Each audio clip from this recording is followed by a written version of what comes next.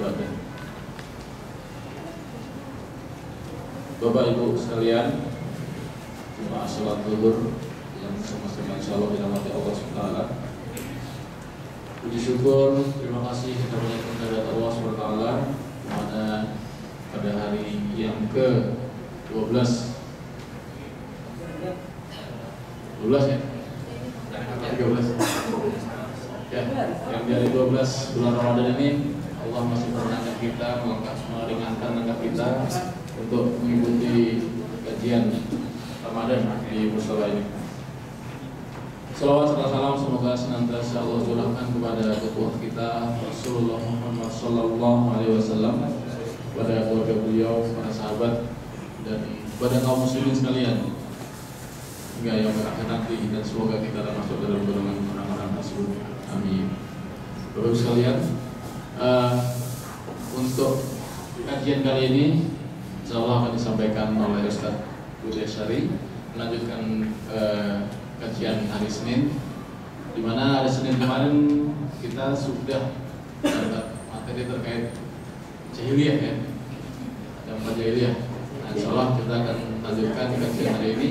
Namun sebelumnya kami informasikan juga bahwa hari ini kita gulirkan kotak ya, kotak infak. Di situ tertera Syekh Palestina Gaza ya. Jadi sekarang kejadian di Palestina ya, menggugah hati kita untuk melakukan infak kita, disalurkan infak kita ke mereka, karena memang mereka kondisi saat ini dizolimi oleh Israel. Baik, sekarang untuk persingkat waktu nanti Roji sampai jam 12 kurang 10 dan akan dilanjutkan dengan tanya jawab karena beberapa hari kemarin sudah pending pertanyaannya. Waktu dan tempat dipersilakan langsung.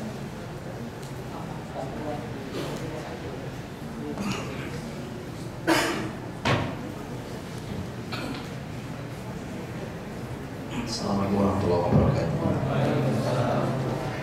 Alhamdulillah, dari asal Rasulullah bil huda wa bil haqqi yudhhiru ala dini kulli wa kafa billahi shahida. Asyhadu an la ilaha illallah wahdahu la syarika lahu wa asyhadu anna Muhammadan abduhu wa rasuluh. Allahumma shalli wa sallim wa barik ala sayyidina Muhammadin wa ala alihi wa sahbihi ajma'in. Rabbana taqabbal minna innaka antas samiul alim wa tub alaina innaka antat tawwabur rahim. Allahumma ansur ikhwana mujahidina fi Gaza fi Filistin, amma ba'du. Teman-teman dirahmati Allah SWT, shaimin shaimat. Alhamdulillah kita masih dengan Allah SWT kenyamanan yang luar biasa.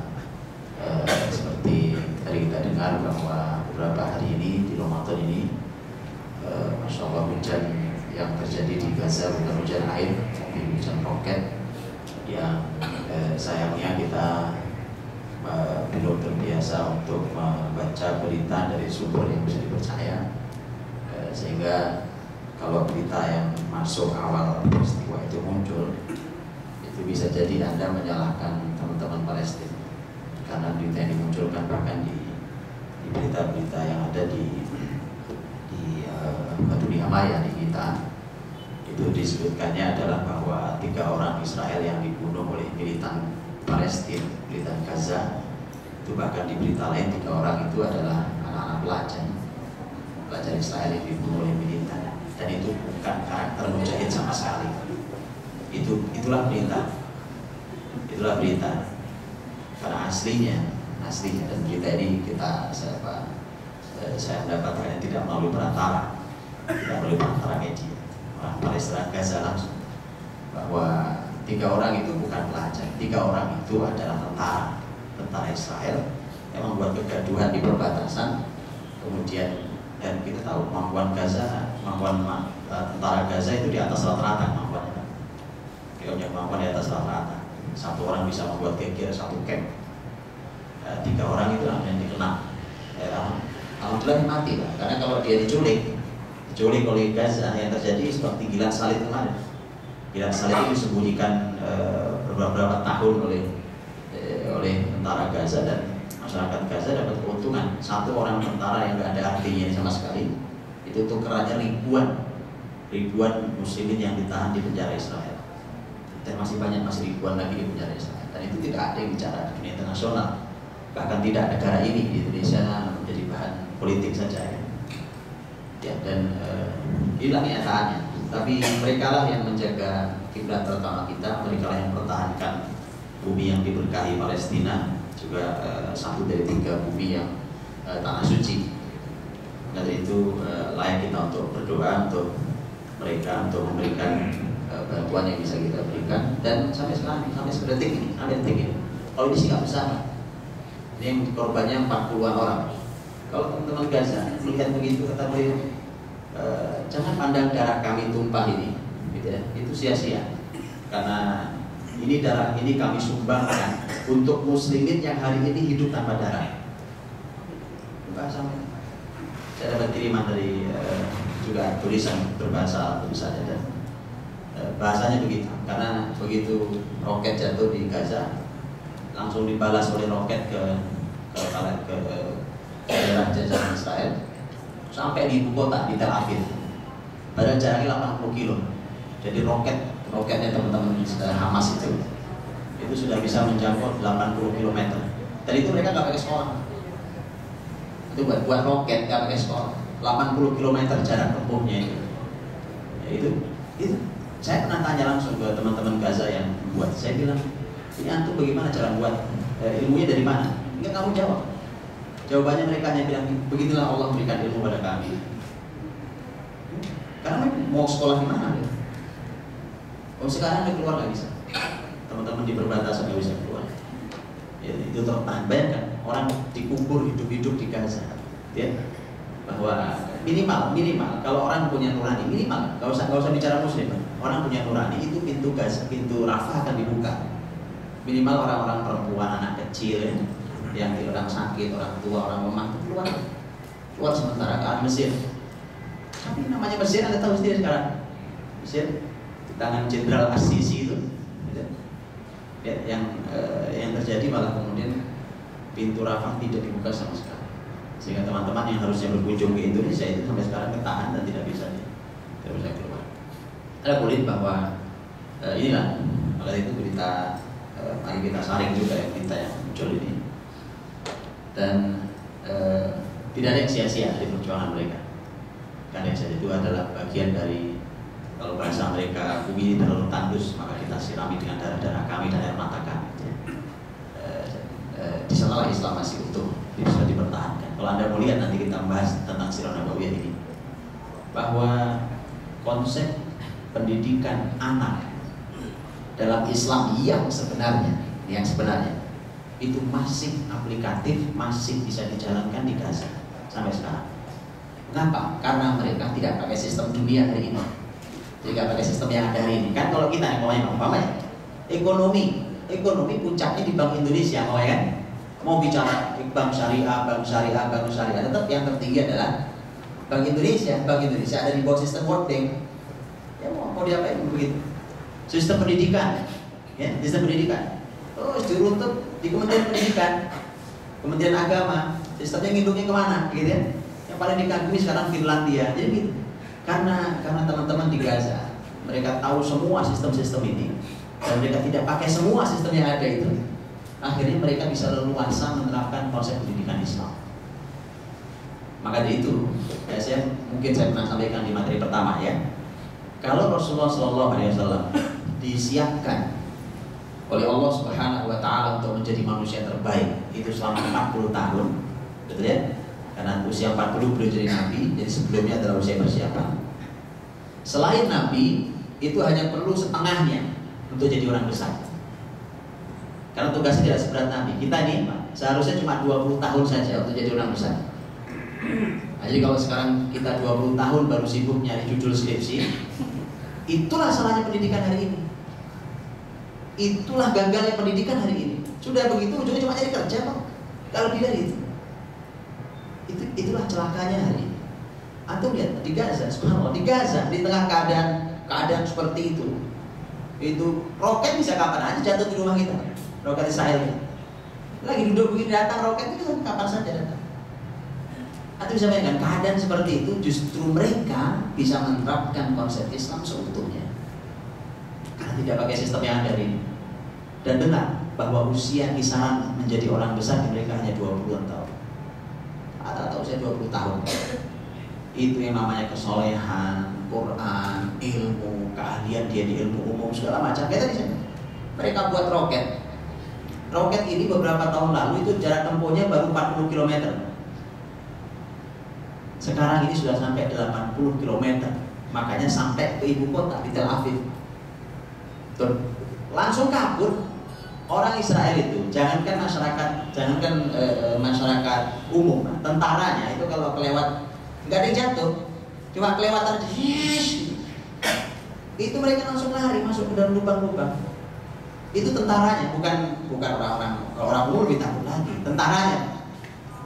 Anak-anak Gaza kelewat roket main bola, roket lewat, main bola. Beda, makanya Quran. Nanti ketika kita bicara tentang Madinah, Rasul baru berinteraksi dengan Yahudi itu di Madinah. Kalau teman-teman mau membaca tentang aslinya karakter Yahudi dan sekaligus bagaimana mengalahkan Yahudi, baca surat ke-59, surat Al-Hasyr.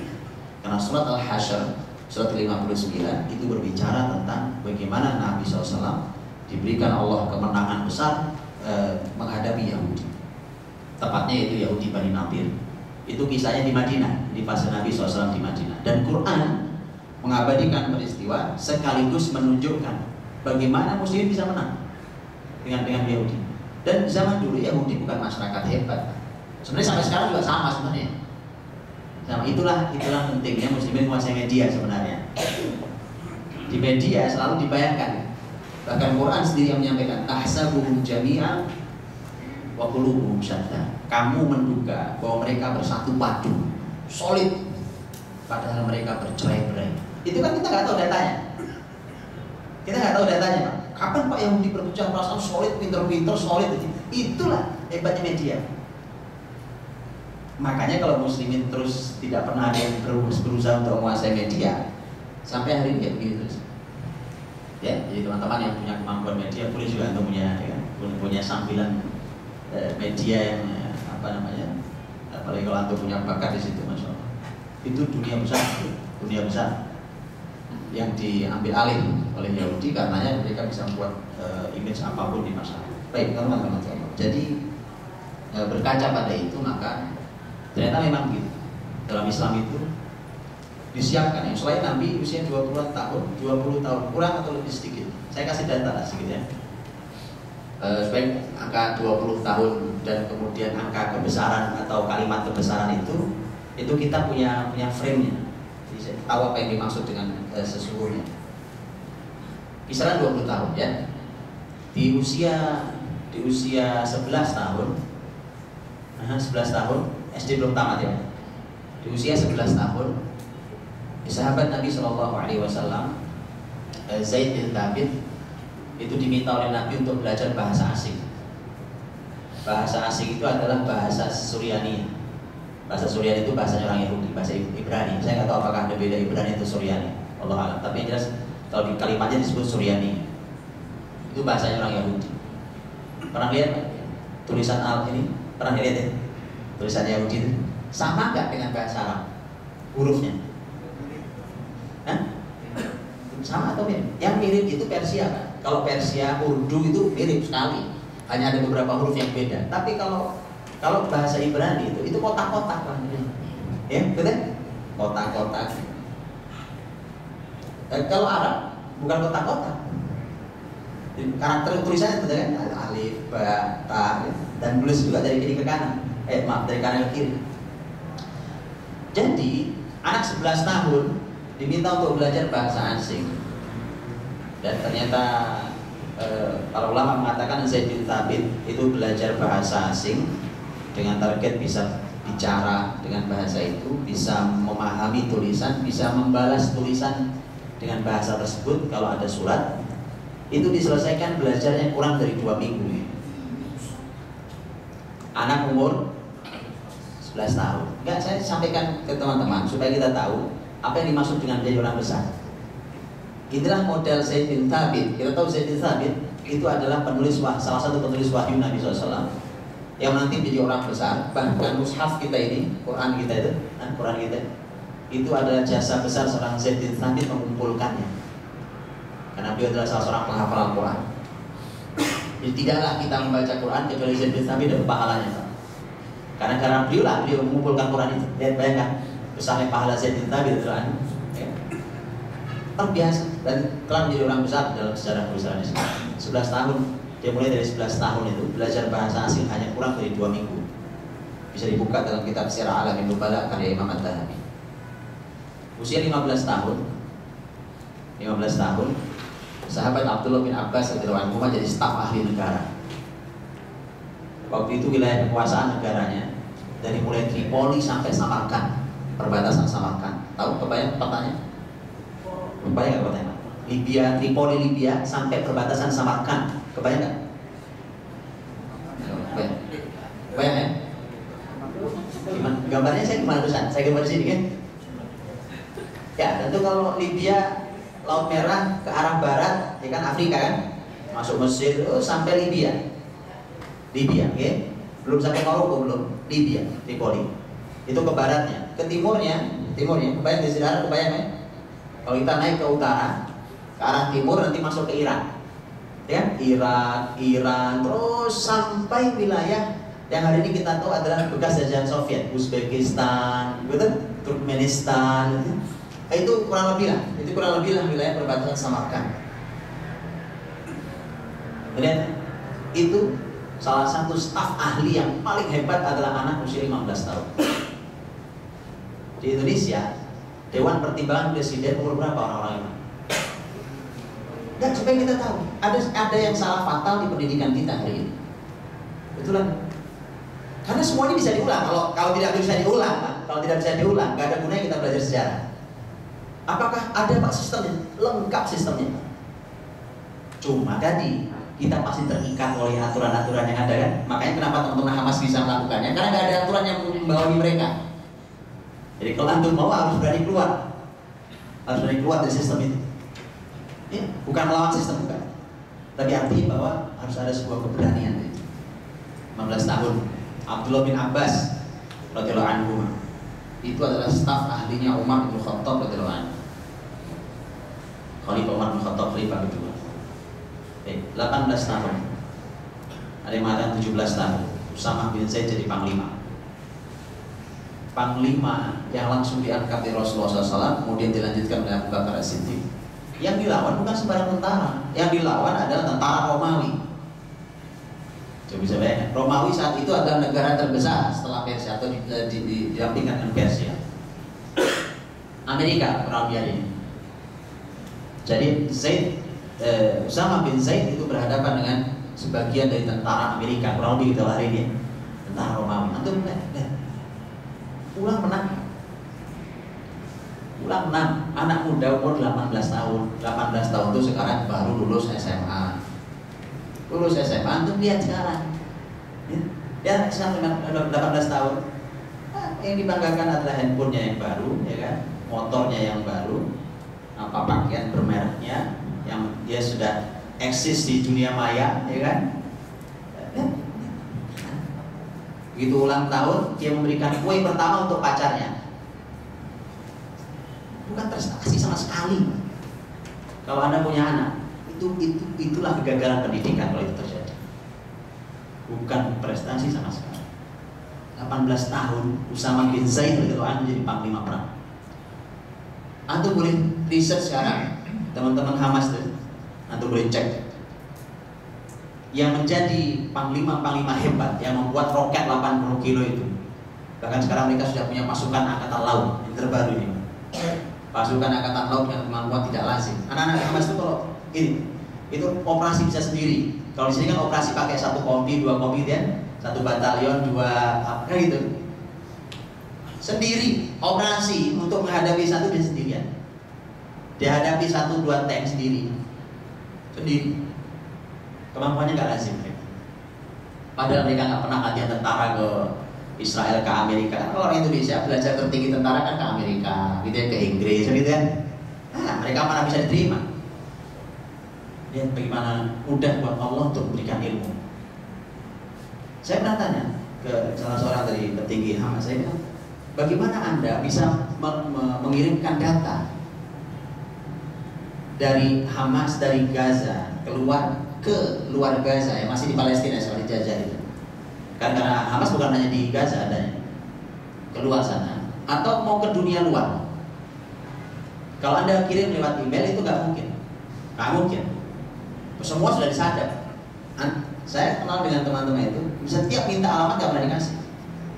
Bahasa mereka sederhana, saya tidak mau melibatkan Anda dalam kesulitan ini. Sampai segitunya. Kesulitan itu biar kami tanggung, biar antum urusin negeri ini. Karena begitu kita mulai berkirim-kiriman tuh, semua udah langsung kelacak. Siapa nih orang Indonesia yang kirim-kiriman email segala macam ini? Mereka bilang, kami nggak mau melibatkan antum dalam kesulitan ini. Teruslah berjuang di negeri ini. Beri kami doa untuk. Bahkan mereka ketika ditanya apa Anda perlu masukan dan enggak? Kami tidak perlu masukan tambahan. Harus. Antum kalau lihat tuh, tentara mereka itu nggak sembarang ya. Untuk daftar dari Brigade Al-Qassam, ada brigade luar biasa. Untuk daftar jadi Brigade Al-Qassam, daftar. Itu syaratnya bukan pendidikan S1 atau SMA, bukan.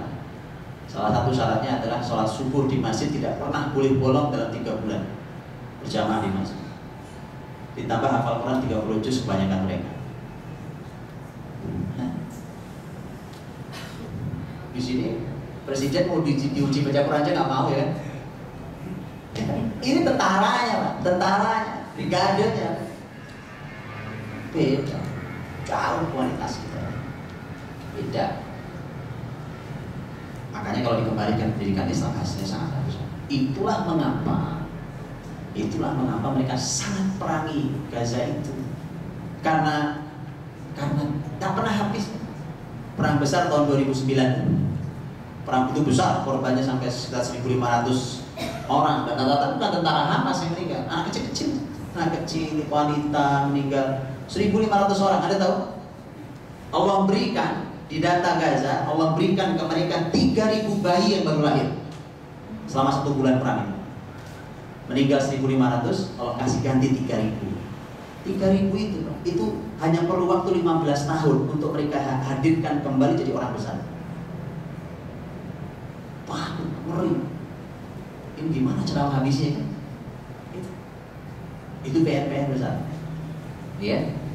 Begitu seterusnya. Kalau saya sebutkan data panjang tentang data bagaimana separuh 20 tahun. 20 tahun itu sudah cukup jadi orang besar. 20 tahun, 18 tahun ya.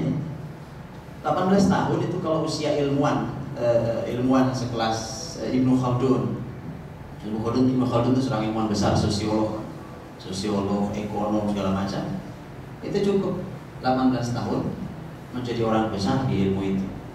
Bahkan ilmu sosiologinya itu adalah ilmu yang terlambat dibuka oleh dunia barat. Karena dunia barat itu sudah buka semua ilmuwan Islam. Ini termasuk yang terlambat mereka buka. Kemudian mereka bilang, kalau kami buka dari awal, maka kami nggak perlu repot-repot dengan menemukan ilmu macam-macam ini tentang ilmu sosiologi. Betapa dahsyatnya ilmu seorang Ibnu Khaldun. Ibnu Sina di tengah ada masalah tentang akidahnya.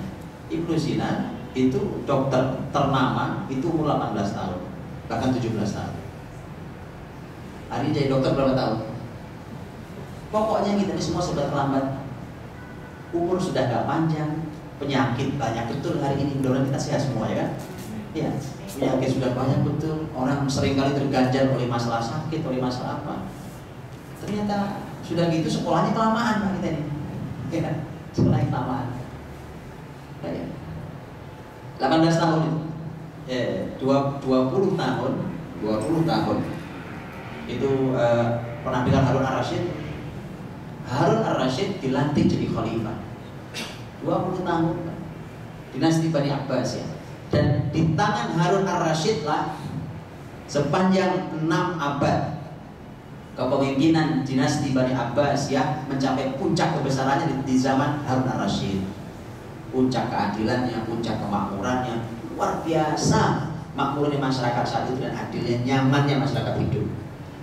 Itu dia menerima tampuk kepemimpinan pertama umur 20 tahun. Dilantik malam Jumat saat itu. Dilantiknya malam Jumat dan itu umurnya baru 20 tahun. Calon presiden kita sekarang berapa umurnya? 2 ya. Loh, pemimpin itu kalau masih muda-muda, orang tuh kalau masih muda beda dengan yang tua, betul kan? Saya nggak menghina yang tua, yang tua tetap punya posisi mulia ya. Tapi yang muda itu masih fresh, ya segar, kreatif, anak muda-muda. Makanya kalau saya bisa bedakan, kantor itu kalau isinya anak muda, kreativitasnya tinggi. Beda kan isinya sudah tua ya sudah. Ya. Saya akan di dunia televisi Pak ya, televisi gitu juga. Televisi itu kalau isinya anak muda kayak gini, itu acara yang kreatif banget. Acara yang kreatif, baik itu kebaikan ataupun dosa. Tapi sangat kreatif. Betul, sangat kreatif. Beda kalau yang tua-tua itu, Masya Allah itu nonton 3 menit kita pindahin channel. Ini acara apa ini gitu. Ya, mohon maaf, bukan menghina yang tua, tidak. Yang tua punya posisi yang mulia dengan pengalaman, ilmunya, usianya dan seterusnya. Ini bedanya kan. Masalah banyak di negeri itu perlu orang muda sebenarnya kan. Ya belum lah sekarang belum ya. 20 tahun Harun Rasyid. 22 tahun. 22 tahun Muhammad Al-Fatih jadi sultan. Sultan Turki Utsmani, Anda tahu Turki Utsmani, wilayah kebesarannya sampai Indonesia. Bayangkan Turki di mana, Indonesia di mana? Kebayang petanya? Anda lihat, anak muda usia 22 tahun. Dialah yang menaklukkan benteng Konstantinopel, benteng legendaris yang 800 tahun tak pernah bisa ditembus oleh muslimin. Itu usia dia 24 tahun waktu menaklukkan itu. 23 tahun Umar bin Abdul Aziz jadi gubernur Madinah. Di mana 23 tahun gubernur Indonesia di mana? Gubernur mana? 23 tahun. Gubernur Madinah. Anaknya Umar bin Abdul Aziz 17 tahun jadi menteri bapaknya. Karena bapaknya jadi khalifah. 17 tahun jadi menteri anak. Bukan masalah KKN. Bahkan sejarah mengakui bahwa anak Umar bin Abdul Aziz itu persis seperti bapaknya. Bahkan dia disebut memiliki kemampuan fikih lebih dari para ulama yang ada sekelilingnya. 17 tahun. Itu sebagian data yang saya sebutkan bahwa kita ini hanya perlu separuh dari usia Nabi untuk jadi orang besar. Kalau ini belum dapat, ada yang salah di waktu didik kemarin. Ini pertaruhan memang. Berarti ada proses yang putus. Jadi kalau mata rantai itu kan ada rantai yang putus, gak nyambung, gak nyampe. Simpelnya adalah hari ini pendidikan kita ini kelamaan sekolahnya. Itu simpelnya, kelamaan sekolahnya. Ya, lulus S1 aja sudah 22 tahun. Malah Al-Fatih jadi sultan 22 tahun. 22 tahun kita masih nentengin maaf dan melamar pekerjaan. 22 tahun. Yuk kita ubah. Kita punya generasi harapan setelah kita. Kita ubah. Bagaimana jalannya itu perlu kita bahas dalam waktu insya Allah. Jadi makanya saya katakan usia 0 sampai usia 40 tahun usia Rasul itu adalah usia persiapan. Kalau Bapak Ibu pelajari dengan lebih detail, kita akan mulai dapatkan jawaban. Tadi pertanyaan tadi, bagaimana tuh Pak caranya 20 tahun jadi kayak begitu? Kan tadi Abdullah bin Abbas, Usama bin Zaid, Zaid bin Thabit dan seterusnya itu kan semua didikan Rasul. Kurikulum Rasul, guru besarnya ya Rasul, ya. Jadi kayak begitu. Bagaimana caranya? Nah itu ikuti sirah nabawiyah ketemu. Saya buka. Mulai kita buka pelan-pelan ya. Rasulullah SAW, beliau itu kan dilahirkan yatim, kita tahu ya. Alam yajidka yatima fa'awa. Bukankah Allah menjumpaimu dalam keadaan yatim wahai Muhammad, kemudian Allah lindungi kamu. Ini poin 1. Membahas tentang yatim sendiri bukan sekedar membahas yatim Pak harus dikasihani, bukan itu. Karena ternyata anak-anak yatim yang hidupnya perih karena tidak ada ayahnya. Ya. Bagaimanapun orang hidup tanpa ayah, tapi subhanallah Allah berikan pelajaran mahal dalam sejarah Islam. Banyak orang besar lahir dalam keadaan yatim. Ada tahu Imam Syafi'i? Imam Syafi'i rahimahullah ta'ala itu yatim. Beliau lahir dalam keadaan yatim. Imam Ahmad yatim. Banyak orang-orang besar dalam sejarah Islam dilahirkan dalam keadaan yatim. Bahkan yang dicantumkan dalam Quran, kelahiran Maryam itu para ulama mengatakan lahirnya pun yatim. Lahirnya wanita paling mulia yang ada di muka bumi, Maryam. Yatim. Dan Rasul kita pun yatim. Kalau nanti mau dicari bukunya, terjemahannya seingat saya ada, saya lupa bahasa Indonesia terjemahannya apa. tentang anak-anak yatim yang mengguncang dunia. Silahkan dibaca supaya jadi pelajaran ilustrasi mahal buat kita. Tidak ada ceritanya orang menganggap bahwa masa depannya tertutup hanya karena dia yatim atau miskin. Loh, kita kan cuma anak kampung, Pak. Kita ini kan cuma orang tidak mampu. Kita orang kecil. Gak ada ceritanya. Gak ada ceritanya. Kebesaran, keberhasilan itu milik siapa? Rasul kita yatim. Imam Syafi'i lebih sedih lagi. Sudah yatim, ibunya janda, miskin, sebatang kara di jalur Gaza. Jalur Gaza yang sekarang.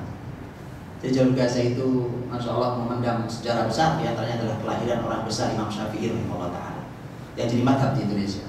Ya, itu lahir di Gaza. Maka orang Indonesia punya ikatan kuat dengan Gaza seharusnya, karena beliau lahir di Gaza. Imam Syafi'i rahimahullah ta'ala. Dan ini, Masya Allah, tapi ternyata jadinya orang besar yatim, ya.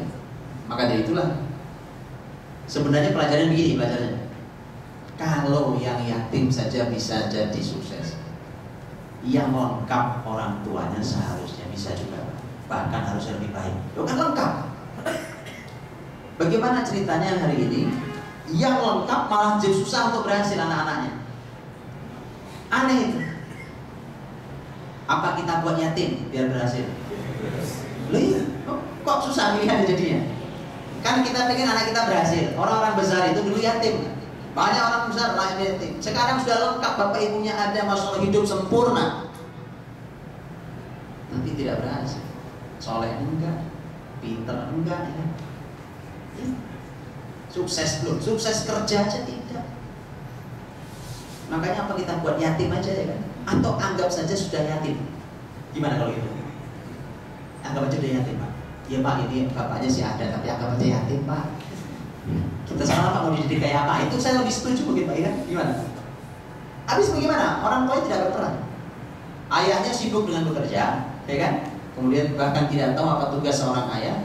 Setelah itu kemudian anak cuma diserahin ke sekolahan, tidak pernah tahu, ya. Mau terima rapot aja nggak datang, ya. Lagi meeting Pak, iya. Jadi tidak hadir. Yatim, dari mana pembahasan khusus tentang masalah yatim itu? Artinya kalau untuk mereka yang masih sempurna, orang tua ada, Masya Allah, kalau didampingi oleh orang tua, seharusnya itu kesempatan besar menjadi orang sukses. Rasulullah SAW ketika berbicara tentang nasab, nasab itu keturunan. Kita keturunan siapa? Bin kita, bin, namanya nasab. Nasab itu sangat penting. Sangat penting. Nah, masalahnya di kita, di masyarakat Indonesia ini, wallahualam saya belum pernah hitung, tapi Pulau Jawa ini termasuk pulau yang kalau yang keturunan sini artinya kayak saya yang keturunan Pulau Jawa ini termasuk pulau yang tidak mengabadikan nasabnya, itu kesalahan fatal. Kalau yang teman-teman dari Sumatera Utara, yang dari Batak, ada marga yang di belakang, betul ya? Ketahuan keluarga besarnya. Teman-teman Minang juga ada ya? Sudah, nggak terabadikan kalau sudah? Enggak ya? Lihat, jadi ketahuan dia mau keliling kemanapun, ya kan? Keliling kemanapun dari keluarga Siregar, kan? Keluarga Siregar bawahnya. Oh itu Islam khasnya. Nanti kita akan tahu mengapa harus diketahui nasab orang. Ya, Rasulullah SAW. Jadi kalau ini khusus para nabi, ini khusus para nabi kalau ini. Tidak ada nabi yang diutus Allah kecuali berasal dari nasab terhormat di masyarakat. Nasab terhormat masyarakatnya. Jadi tidak ada nabi kecuali nasab yang terhormat. Termasuk Nabi Muhammad SAW. Beliau dari keluarga pilihan, jadi dari Bani Hashim, dari suku pilihan, yaitu suku Quraisy. Dan kemudian dari Quraisy adalah salah satu suku yang paling terhormat di masyarakat Arab. Suku pilihan itu. Jadi pilihan gitu. Maka beliau katakan, aku ini orang yang terpilih secara nasab dan terpilih secara jiwa. Paling suci jiwanya. Nah, nasab saja itu poin penting. Bahas nasab itu poin penting. Bahasa nasab. Saya berikan contoh bahasa nasab betapa pentingnya. Yang ini tadi, ini akan memudahkan kita untuk melahirkan generasi yang cepat hebat, cepat gemilang di usia tadi 20-an tahun. Dengan mengetahui nasab. Gimana caranya? Gini caranya. Nasab ini dia punya pijakan kuat dalam diri kita. Apa maksud kalimat ini? Jadi nasab kita ini itu punya pijakan meninggalkan jejak yang kuat dalam diri kita. Apa maksudnya? Anda boleh langsung praktek nanti ya. Langsung praktek boleh. Jadi kita ini kan punya bapak ibu kan. Kita semua punya bapak ibu. Baik. Silakan diruntut ke atas, bapak kita ke atas, ibu kita ke atas. Baik, diruntut. Ketahuan tuh bin ya, bin siapa, ketahuan ya. Saya nggak tahu kalau saya sebagai campuran Jawa Betawi itu nasabnya hilang. Paling hanya nyampe 4 ke atas hilang. Gak tahu. Saya tanya pun, saya suka melacak nasab. Saya kalau pulang ke Jawa Timur, itu adalah kampung ayah saya tanya, cek nasabnya. Mentok ya, sampai ke sini kok nggak tahu. Setelah itu siapa namanya nggak tahu, namanya siapa lagi kakeknya dulu. Ya, Rasul Muhammad SAW itu namanya terabadikan sampai Nabiullah Adam alaihissalam. Bayang. Makanya kalau orang Arab, walaupun tinggal di Indonesia, itu terabadikan nasabnya. Itu asli khas Islam itu. Jadi ketahuan. Nanti ada yang masyarakat, ada yang Arab di sini, keturunan Arab. Ada nggak Bu di belakang? Dia akan tahu nasabnya.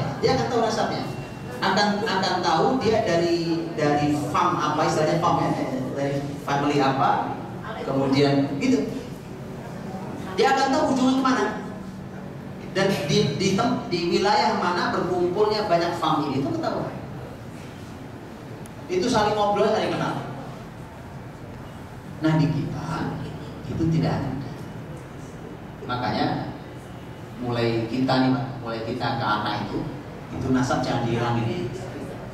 Ini sebenarnya ada Pak ini masalahnya. Masalahnya adalah nama kita ini, nama satu orang kepanjangan Pak, itu masalahnya. Nama saya 2 suku kata. Ada yang 3 suku kata, ada yang 4, ada yang 5, panjang kayak kereta namanya doang. Itu nama yang paling susah adalah petugas kelurahan. Tulis di KTP sempit gitu apa? Itu tulisnya gimana? Semua singkatan akhirnya. Padahal cuma nama satu orang. Nah kalau di masyarakat Arab sampai hari ini itu nama rata-rata cuma 1 suku kata. Ahmad, ya Ahmad aja. Untuk Ahmad banyak, ya makanya mereka selalu sebut nama kedua, dan nama kedua itu nama ayahnya. Nah masih banyak yang sama, banyak Ahmad Ibrahim, itu Ahmad nama dia, Ibrahim nama bapaknya, masih banyak yang sama. Sebut nama ketiga, itu nama kakeknya.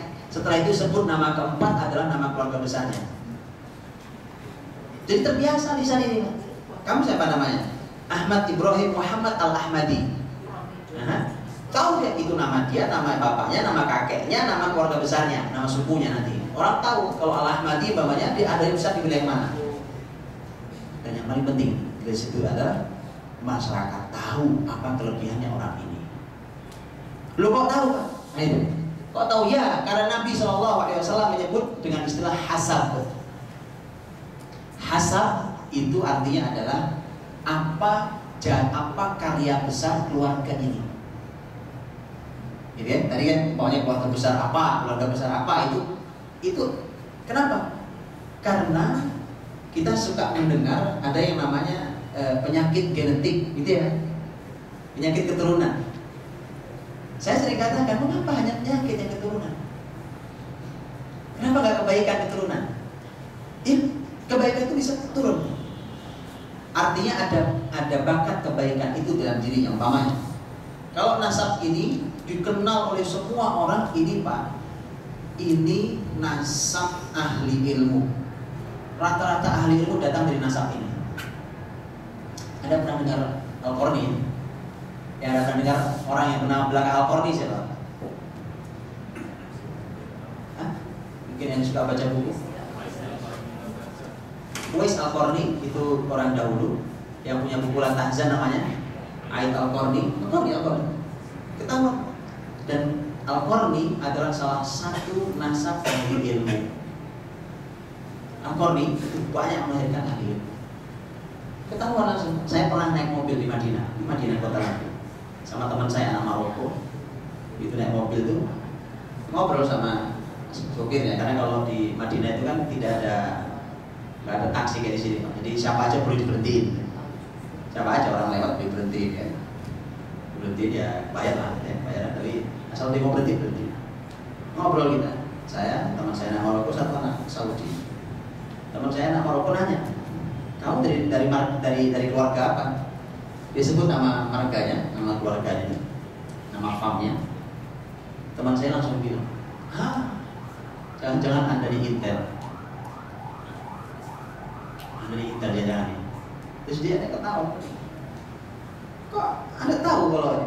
Lah, siapa yang nggak tahu dari keluarga besar ini? Dia punya bakat intelijen kan? Ya, dia punya bakat intelijen. Itu bakat bisa sampai itu. Lu kan intelijen itu sebuah kemampuan ilmu kan? Nah, mesti. Hudzaifah al-Yaman adalah sahabat Nabi yang punya kemampuan ahli dalam bab itu. Itu kalau namanya nyusuk masuk ke camp lawan, pulang selamat membawa data, itu Hudzaifah jagonya. Itu perlu. Ada suku begitu. Makanya itu mulai hari ini ya, jadi mohon dikenali. Pertama kenali nasab, yang kedua kenali hasad.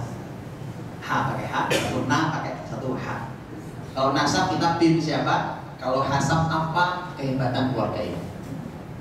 Nanti turun ke anak kita, kan anak kita ini kan antara kita dan pasangan kita. Ya sudah. Berarti kita udah jelas nasabnya, ya pasangan kita nasabnya kemana? Nasabnya kemana? Ya. Maka kebaikannya ada jejak dalamnya di dalam anak-anak kita. Disitulah mudah Pak kita tahu, oh ini nasab kepemimpinan Pak, ini anak punya bakat pemimpin. Oh ini nasab kedermawanan, ini anak punya bakat dia orang dermawan.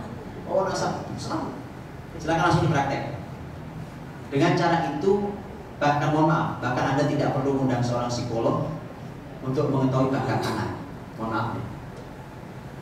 Boleh undang aja mau ya, tapi Anda dengan mudah memahami anak ini punya kemampuan apa. Ini tadi baru satu, ya. Ada banyak pintu untuk mengetahui. Baik, habis waktunya. Ya, habis waktunya. Kalau rahmat Allah ini bicara tentang hasab, nasab, lahir dalam keadaan yatim. Ya sedikit atau banyak nanti kita mudah-mudahan bisa dapat pelajarannya. Bahwa silakan. Jangan diremehkan. Itulah kita ke atas sudah mentok hanya 3, 4, 5 ke atas kita. Satu poin yang biasanya jarang kita ketahui, ini biasanya saya usulkan. Kan suka ada arisan keluarga ya Pak. Ya, arisan keluarga besar, keluarga satu kakek, segi air satu buyut, juga ada. Maka tolong di acara-acara itu, tolong tambahi untuk agar orang-orang yang sepuh, yang tua di masyarakat di kumpulan itu menyampaikan ke anak cucu apa sih kelebihan, kebesaran keluarga besar ini, dan sampaikan bahwa itu ada dalam diri mereka. Nah, jadi kalau arisan itu jangan cuma cengenges ya kan, iya nyanyi gitaran, makan, pulang. Ini nasab, tolong, mumpung kumpul, bahkan mungkin masih ada yang tua-tua yang tahu sejarah nasab kita, itu mahal. Saya kesal, saya tuh melacak nasab istri saya, sampai sekarang belum selesai. Karena setiap orang lihat istri saya selalu nanya, ibu fam Arabnya apa? Karena menduga istri saya Arab, yang face Arab asli, cuma enggak Arab. Saya coba, saya jangan ada nasab Arab, jangan. Ternyata memang betul Pak. Tapi itu bayangkan nasab sangat jauh, itu sampai sekuat itu pijakannya. Bapak ibunya Jawa, bapak ibunya asli tulen Jawa. Satu Jogja, satu Kediri kan asli Jawa ya. Kenapa? Karena tadi bahwa begitu kuatnya nasab itu Pak, menurunkan. Itu kita sebut dengan genetik. Cuma sayangnya pembahasan genetika hari ini di kita itu baru sebatas fisik, ya kan, penyakit. Kita kebaikan juga genetik, ada yang genetik, bisa di genetik, artinya ada dalam diri kita. Wallahu a'lam bishawab. Mudah-mudahan ada yang saya tahu bahasanya. Kita lanjutkan lagi insyaallah. Saya masih ada 2 pertemuan, kalau saya nggak salah. Habis waktunya. Ya, kalau antum mau tanya jawab lebih lama mungkin nanti di pertemuan terakhir insyaallah kita khusus untuk tanya jawab boleh kan? Bisa tanya jawab boleh, 1 jam tanya jawab boleh juga. Insyaallah. Masih ada 2 lagi. Kalau bisa saya kembalikan, mohon maaf atas kekurangannya. Assalamualaikum warahmatullahi wabarakatuh. Baik, demikian dari teman-teman sudah simak uraian dari Ustaz terkait dengan nasab ya. Untuk hari Senin, insyaallah kita masih ada tausiah. Ya, untuk hari Senin topiknya adalah bagaimanakah umat yang bangkrut di akhirat nanti. Ya, itu untuk topik hari Senin depan. Demikian kajian hari ini. Insya Allah nanti akan ditutup dengan doa oleh Ustaz. Sama-sama kita doakan saudara-saudara kita yang di Gaza, Saudi dan Turki ini. Insya Allah dari saya mohon maaf jika ada yang salah. Mari kita teruskan dengan doa. Assalamualaikum warahmatullahi wabarakatuh. Baik teman-teman, kita tutup dengan doa untuk saudara-saudari kita. Doa di saat kita berpuasa adalah doa yang sangat dikabulkan Allah SWT. Tak sulit sama sekali buat Allah untuk menghancurkan hambanya yang dolim, dan tidak sulit sama sekali buat Allah untuk menolong hambanya yang didolim. Allahumma shalli wa sallim wa barik ala sayyidina Muhammad wa ala alihi wa sahbihi ajmain. Alhamdulillahi rabbil alamin, hamdan yuwafi ni'amahu wa yukafi mazidah. Ya Rabbana lakal hamd wa lakal syukr kama yanbaghi li jalali wajhikal karim wa 'azimi sultanik. Allahumma inna nas'aluka wa nashhadu annaka antallah la ilaha illa antal ahadus samad lam yalid wa lam yulad wa lam yakul lahu kufuwan ahad. Ya qawiyyu ya aziz, ya qawiyyu ya aziz, ya jabbar ya qahhar. Allahumma a'izzal islam wal muslimin wa adilla syirka wal musyrikin wa ahlikil yahuda zalimin al ghasibin. Allahumma ansur ikhwanana al-mujahidina fi Filistin. Allahumma ansurhum wa ayyidhum. Allahumma ansurhum nasran mu'azzara. Allahumma ansurhum nasran qariban. Allahumma ahlikil yahuda al-zalimin al-ghasibin.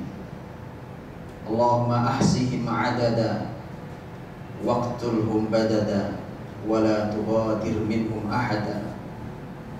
Ya Aziz ya Qawi ya Jabbar ya Qahhar. Allahumma ansurhum. Allahumma la sahla illa ma ja'altahu sahla wa anta taj'al hazna idza syi'ta sahla. Rabbi yassir wa la tu'assir. Rabbi tammim bil khair. Allahumma afrigh 'alaina sabra wa thabbit aqdamana wansurna 'alal qaumil kafirin. Allahumma afrigh 'ala ikhwanina sabra wa thabbit aqdamahum wansurhum 'alal kafirin. Rabbana taqabbal minna innaka antas samiul 'alim. Rabbana taqabbal syuhada'ana ya arhamar rahimin. Rabbana taqabbal syuhada'ana ya arhamar rahimin. Allahumma ahlikil yahud wa zalzil tahta aqdamihim. Allahumma arina 'alaihim qudratak. Allahumma arina 'alaihim ajaiba qudratik. Allahumma innaka 'ala kulli syai'in qadir. Rabbana atina fid dunya hasanah wa fil akhirati hasanah wa qina 'adzaban nar. Subhana rabbika rabbil izzati 'amma yasifun wa salamun 'alal mursalin walhamdulillahi rabbil alamin.